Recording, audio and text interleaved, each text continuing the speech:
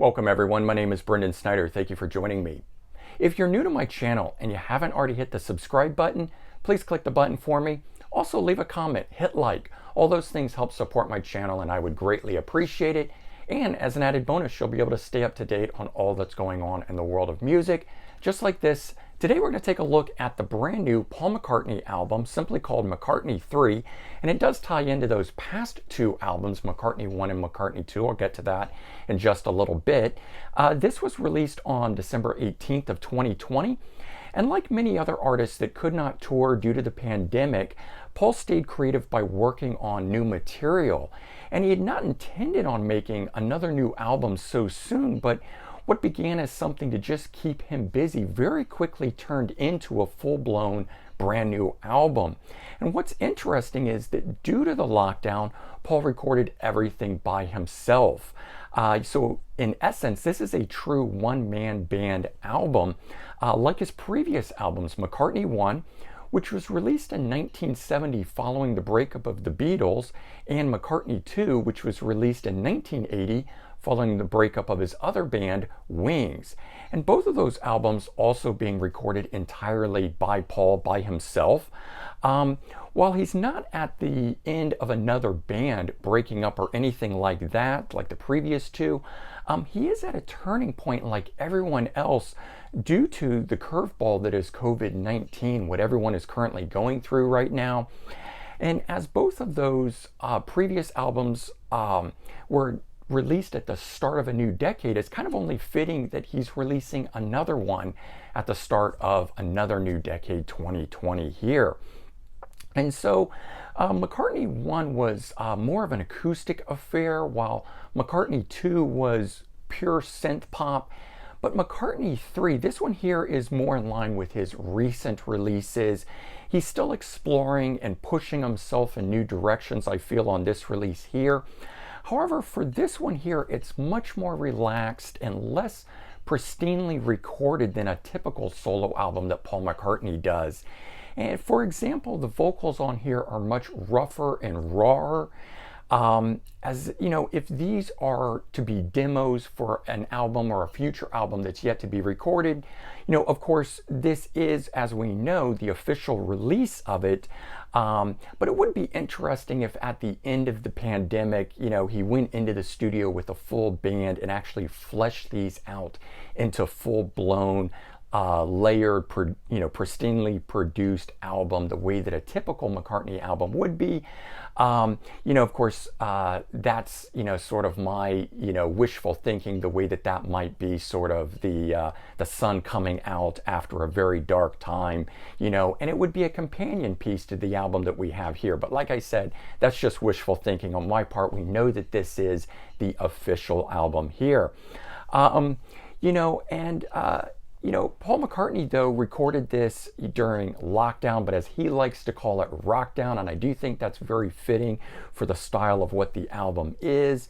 And it's a, you know, following on from 2018's Egypt Station, which, you know, along with that and his endless, you know, re-releases that he's been doing and reissues that he's been doing, he's certainly been on a roll lately, keeping us filled with a lot of great things, which is really nice. I hope he keeps that up, you know, for the foreseeable future.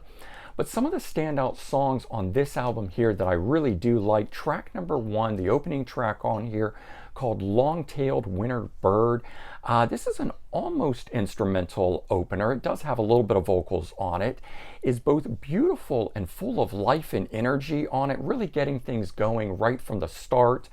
Track 2, Find My Way, typical poppy, upbeat, you know, solo song that continues on with that uplifting feeling that the opening track sort of started with. This builds upon it.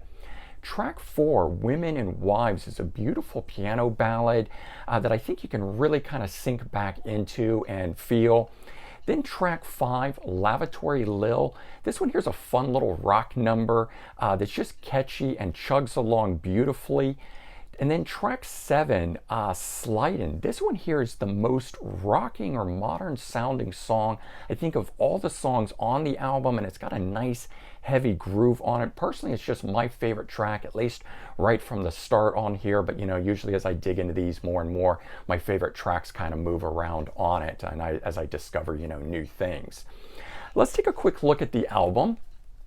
This is the front cover of it here, and I really like the fact that he chose to use the dice, or because this is a single one, a die on here. To me, symbolizing sort of the gamble for making a one-man band release, and or symbolizing the taking chances that he did on the style of songs that's on this album.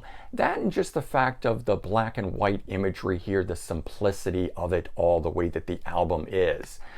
So I think really good choice for the album cover. There's the back of it, a great shot of Paul, track listing, on either side, I'm sure, is the breakdown like it would be for the two sides of a vinyl. And of course, inside here, some really great shots, just life during lockdown, out on the farm and whatnot.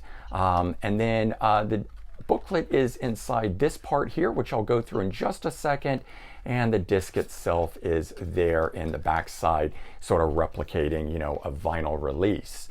And again, so there's the album cover, and it gets into, you get the lyrics on things. But what's great too is that you get some real nice shots of Paul in the studio working on these things, showing the different instruments that he's playing, throughout on here. There's him on drums. The only one that's missing is him on piano, but you do get a picture there of Paul the cowboy, on his horse on the farm, as he is where this was recorded. So, great shot there. Bottom line on this album here, the album, despite having a raw or rougher feel, I think just works really well. All the tracks for me flow really well from one to the next one on here. The styles work great. And there are different styles that are present on here, but again, they all work well together, I think, to reach that bigger idea of what this album is. And that idea, the cohesiveness, does come from the fact, I think, that Paul plays all the instruments on here. And so, I do think that this is an album where Paul is kicking back, enjoying life, having fun, and I would highly recommend this album to all Paul McCartney fans for what it is. For Paul, enjoying himself, enjoying life, having fun, coming from one of pop's biggest icons. All right, hope you guys enjoyed this, and if you did, please remember to leave your comments. Let me know your thoughts. Hope everyone has a great day. Take care, and I'll talk to you all real soon. Bye-bye.